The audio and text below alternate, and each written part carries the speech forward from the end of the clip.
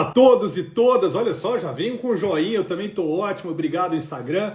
Meus amigos e minhas amigas, 17 de março de 2025, eu orgulhosamente estou aqui recebendo para uma série de bate-papos a professora Luciana Dadalto, que lançou o curso Testamento Vital e que está um sucesso de vendas, um absoluto sucesso. E olha, eu queria convidar vocês para receber ela, deixa eu ver se aqui ó, já entrou, para receber a professora Luciana.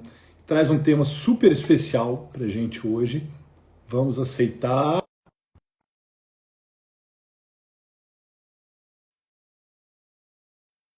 E agora eu aceitei de verdade.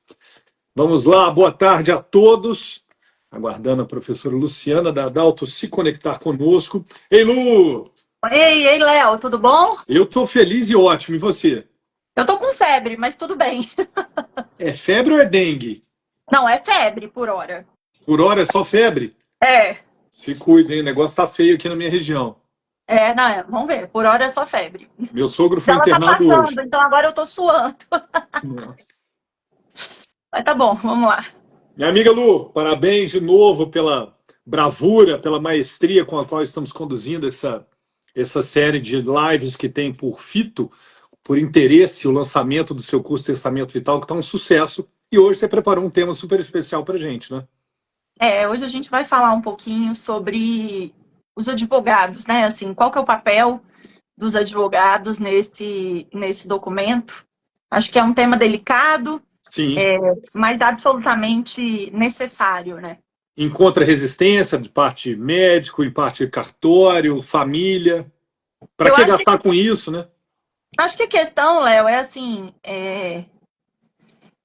a gente não centra essa discussão no paciente, né? Eu acho que esse é o ponto. A gente fala do documento, fala da importância, e aí tem profissionais de diversos setores, mas a gente acaba olhando muito pouco para o paciente. E se a gente olhar para o paciente, a gente vai entender que o melhor para ele é o máximo de segurança que a gente conseguir dar. E quando a gente pensa no máximo de segurança possível, a gente entende que profissionais da saúde, notários e advogados podem trabalhar conjuntamente para conferir mais segurança para esse documento. Então, uma coisa que eu brigo já há muito tempo é com essa ideia de que existe, ou essa falsa ideia de que existe uma tentativa de reserva de mercado, seja por parte dos advogados, seja por parte dos profissionais da medicina ou dos notários. Eu acho que, para quem realmente entende a necessidade desse tema, né, desse documento, deseja efetivamente viver em um país em que as pessoas tenham seus desejos de fim de vida respeitados, essa discussão sobre não é papo para advogado, ou só basta ir no tabelionato, ou só o médico, isso é uma balela, assim. Isso, para quem realmente luta a favor do testamento vital, esse é um tema, ou essa é uma discussão que a gente não deveria ter. Porque todos esses atores têm funções diferentes Diferentes. na construção desse documento. Eu acho que é isso que a gente precisa entender. E eu sei que a gente tem uma tendência, engraçado, eu estava dando uma entrevista agora de manhã para uma jornalista da BBC, e Uau. explicando para ela, né, ela me perguntou, falou, mas precisa de advogado, é obrigado, precisa do que precisa? E aí eu disse para ela que, assim, se a gente for olhar completamente né, de uma forma horrível isso, se a gente for olhar para a formalidade propriamente dita, como não tem previsão legal, a resposta é não precisa de ninguém. Né? Não precisa de advogado, não precisa de médico, não precisa de tabelião, não precisa de ninguém. Mas a gente não está fazendo uma discussão meramente formal. A gente quer um documento que seja cumprido. Sim. Eu quero um documento que seja exequível. Então, quando a gente olha para isso, a gente precisa entender que o que é necessário para o documento ser exequível. E aí, se eu puder fazer uma gradação, eu acho que não dá para fazer um testamento vital sem um profissional de saúde acompanhando esse paciente. Ok. Não dá. Por quê? Porque nós estamos falando de um documento que tem conteúdo técnico. Por exemplo, O paciente vai dizer que numa situação de terminalidade ele não aceita receber antibióticos. Bom, para o paciente poder fazer essa recusa, ele precisa saber quando que o antibiótico é necessário, o que acontece se ele recusar o antibiótico, qual a outra possibilidade que existe. Então, ele precisa de informações que quem vai dar é o profissional de saúde. É dúvida? E o conceito da terminalidade também não é mais um quesito dentro disso? Também, Né? também. Então, assim, eu acho que tem um monte de coisa, né? Eu dei um exemplo específico, mas a gente poderia falar de 1000 exemplos. Sim. Por que eu dei esse exemplo, Léo? Porque eu conheço pessoas que fizeram testamentos vitais na própria casa, sem nenhuma orientação de ninguém. Orientação do Dr. Google. E escreveram coisas completamente inexequíveis. E que essa pessoa, quando precisou do documento, os médicos disseram, não dá para entender o que está escrito. Não dá para entender o que ele quer. Entendi. Sabe? Não dá para entender. Isso é diametralmente oposto daquilo que é... Não dá.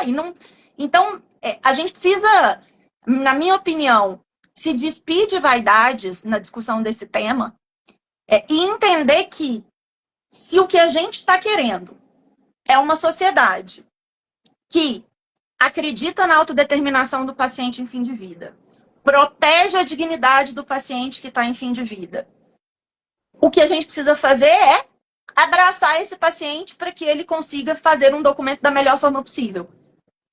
Como é que a gente faz isso? Quanto mais profissionais puderem prestar esclarecimentos para esse paciente, melhor.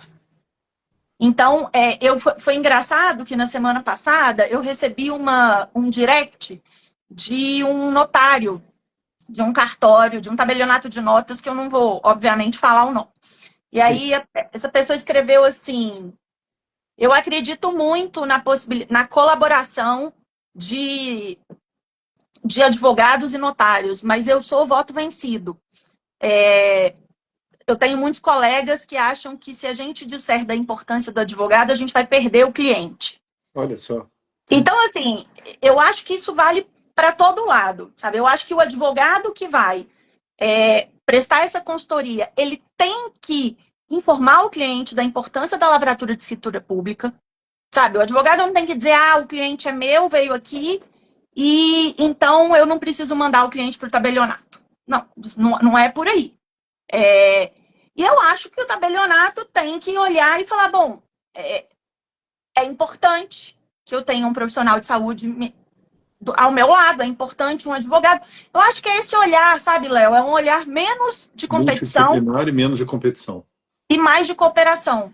Sim. E aí é um pouco o que eu falo. Se a gente olha para o testamento vital só sob a perspectiva de mercado, esse olhar da cooperação ele faz muito pouco sentido. Sim. Por isso que eu defendo que advogados que trabalham com testamento vital, eles precisam se despir dessa capa jurídica que a gente tem, né, de formalismo, o meu papel, especialmente na consultoria, né, o meu papel é entregar o documento que ele me contratou. Eu acho que o advogado que trabalha com testamento vital, esse não é um raciocínio possível. O raciocínio eu fui contratado para ajudar o meu cliente a fazer as vontades dele, efetivar a vontade dele. Eu acho que esse é o ponto. E isso é um desafio, porque também muda a forma como nós, advogados, fomos formados, né? Nós somos formados de uma forma extremamente pragmática.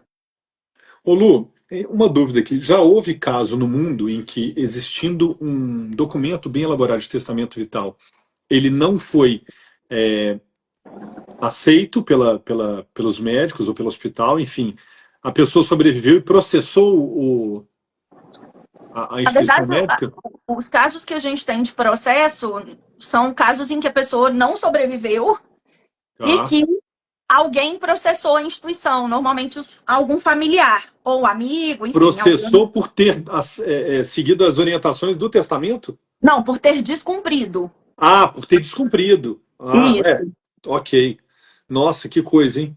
E, obviamente, o advogado que estiver acompanhando isso, ele tem muito mais elementos para poder produzir uma boa peça, né? Imagino eu. Sim, até para fazer um testamento vital que tenha cláusulas que já amarrem isso, né? Por exemplo, dando poderes, tendo uma cláusula específica que dá poderes para alguém ajuizar a ação, né? Ser o autor dessa ação, para depois não ter que. Para a gente não aparecer com uma discussão sobre legitimidade ativa. Legitimidade ativa, sim. É. Nossa, o ponto que eu nunca tinha parado para pensar. Verdade, hein, Lu? Porque é isso, né? Então tá, se estão descumprindo o meu testamento vital, quem é que tem legitimidade? Porque eu tô viva ainda, né? A pessoa tá viva, ainda que impossibilitada de manifestar vontade. Será que a gente precisaria falar em curatelar essa pessoa para que aí o Nossa! curador... Olha que loucura. Olha que loucura o tempo que vai ser despendido num procedimento como esse. Exatamente. Injustificado. Totalmente injustificado. Exatamente. Ô Lu, e como é que os advogados se veem nessa condição hoje? Porque, claro, o curso tem a intenção de capacitar advogados e outros profissionais que têm interesse em conhecer mais sobre o tema, mas como é que você vê esse mercado? Assim, um mercado que a gente falou um pouco de pandemia, que houve um boom, mas e propriamente dito o profissional? Você tem visto esse despertar Você está falando por parte do profissional? do profissional? Isso. Eu acho que sim, Léo. Eu vejo cada vez mais, porque na verdade é uma. Como o cliente chega, o profissional precisa dar conta daquele cliente, né? Ninguém está querendo perder cliente. E aí eu É. acho que esse é o grande. Aquele momento em que, na minha opinião, a questão ética precisa aparecer para o profissional da advocacia. Porque é diferente da gente pensar, falar assim, o cliente chegou, me pediu um contrato de união estável, mas eu nunca tinha feito. Aí eu vou na internet, digito, arrumo um modelo, troco o nome das partes e faço o contrato para o meu cliente. No testamento vital, na minha opinião, é extremamente antiético fazer dessa forma. Porque nós estamos falando de um documento que tem uma carga valorativa e de individualidade muito grande. Sim. Então, na minha opinião, é importante que o advogado tenha formação, tenha preparo para acolher esse cliente. Então, o que está acontecendo é esse movimento. As pessoas estão sabendo, estão pedindo para os seus advogados, então, né, advogados que já são de confiança dessas pessoas. E aí tem advogado fazendo, sem saber fazer, documentos que chegam, que são lidos por médicos e que os médicos dizem não tem a menor condição Não de eu tem cumprir isso condição, aqui, não sei nem do que se trata isso aqui no fim, né? porque não dá para entender, porque a Sim. gente... E uma coisa que, né, os meus anos aí de prática me mostraram, as linguagens são muito diferentes, né? A linguagem do mundo jurídico é muito diferente da linguagem do mundo médico. Então, às vezes, a gente escreve coisas que para nós estão super claras, mas que para o profissional de saúde não fazem sentido, eles não conseguem entender. Alcançar o objetivo daquele texto. Exatamente. Então, acho que tem isso. Acho que tem um advogado que recebe, né, já tem um cliente de outras coisas e o cliente traz essa demanda. E a gente tem advogados que são procurados especificamente para essas demandas. Então, eu tenho muito aluno que é colega meu de profissão, assim, que a gente advoga junto. Porque fala, Luciana, o meu cliente, eu quero que ele chegue e eu quero saber fazer. Mas eu preciso estudar, porque eu reconheço que eu não tenho preparo, que eu não tenho formação para isso. Então, eu acho que eu falo muito de ética e de moralidade quando eu estou falando de testamento vital, porque eu acho que esse é um documento que tem um aspecto ético muito relevante, Forte, sabe, Léo? relevante. Sim. Para quem faz, para o advogado que presta consultoria, para o médico que ajuda, para o tabelião. Eu acho que a gente está defendendo uma coisa muito, muito essencial, né, para a vida da pessoa. Entendi. É um mercado em formação, e com certeza esse ponto ético que você tocou é muito importante. Eu gosto muito de tocar nesse assunto quando eu falo de inteligência artificial também, porque eu acho Uhum, que tudo que o programador pensa vai estar refletido na ética do algoritmo dele. sim. Do mesmo modo, esse cuidado que a gente gostaria que os advogados tivessem na elaboração de um documento como esse, que tem características sui generis demais, né? Você falando em inteligência artificial, eu lembrei do nosso colega, que é autor da Foco também, Felipe Medon. O Felipe Medon. Felipe um dia me mandou uma mensagem falando assim, Luciana, olha só, estava dando aula na graduação, eu uso muito o ChatGPT com os alunos e propus que eles fizessem um testamento vital pelo ChatGPT. Ó. E assim, gente, uma tragédia o documento, sabe? Um negócio assim, que não tem pé nem cabeça. Então é isso. A inteligência artificial faz, o Google me dá um modelo. É isso, faz. Agora, a minha preocupação não é fazer. A minha preocupação é fazer algo que seja Bom, eficaz. eficaz. Que seja possível de cumprir. Sim. Porque fazer por fazer, né, assim, todo mundo... Então, eu acho que esse é o ponto para mim. Que aí, na minha opinião, volto a dizer, eu acho que é impossível a gente ter um bom testamento vital sem o suporte de um profissional de saúde. Eu acho, é possível ter um bom testamento vital sem suporte de advogado? É, mas o risco jurídico é aumentado.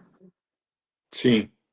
É possível ter um bom testamento vital sem lavratura de escritura pública no tabelionato? É também. Mas o risco jurídico também é aumentado. Então, a gente tem que pensar qual é o critério ou qual é o peso jurídico que a gente quer dar para esse documento. Eu acho que esse é o problema. E aí a gente tem uma questão no Brasil que é a questão de como essa discussão começou. Né? O Brasil é o único país do mundo que começa a discussão do testamento vital via Conselho Federal de Medicina. E aí, via Conselho Federal de Medicina, isso dá uma falsa sensação de que esse documento é médico. Quando, na verdade, não é. Ele é um documento jurídico feito por uma pessoa que quer documentar suas vontades sobre fim de vida. E, para isso, é importante que ela tenha o auxílio de um médico, de um profissional de saúde, eu acho que é isso, assim, entender globalmente esse documento, e não como uma briga classes, ou de egos, ou de, enfim, acho que é isso. Ótimo. Ô Lu, as inscrições do teu curso estão abertas. No link da bio do teu perfil está lá o link para inscrição. Mas hoje eu estava fazendo uma live mais cedo, assim, eu usei uma expressão que eu não usava há muito tempo, acertar o olho da cobra. Né? O curso é voltado... Qual que é o objetivo do curso, Lu? O objetivo do curso é trazer conhecimento técnico-jurídico para advogados que queiram advogar nessa área. Por isso que ele chama prática em testamento vital. Obviamente tem uma carga teórica, mas tem essa coisa prática. E aí, o cliente chegou, o que você faz? Por onde você começa? Como é que você precifica? O que é isso, assim. O objetivo do curso é entregar para um advogado que queira começar a advogar em testamento vital instrumentos para que ele faça um trabalho mais direcionado, digamos, com mais conhecimento. Excelente. Lu, amanhã a gente se vê aqui no mesmo horário, às 13 horas, né, com mais um trecho, um tema importante relacionado a testamento vital.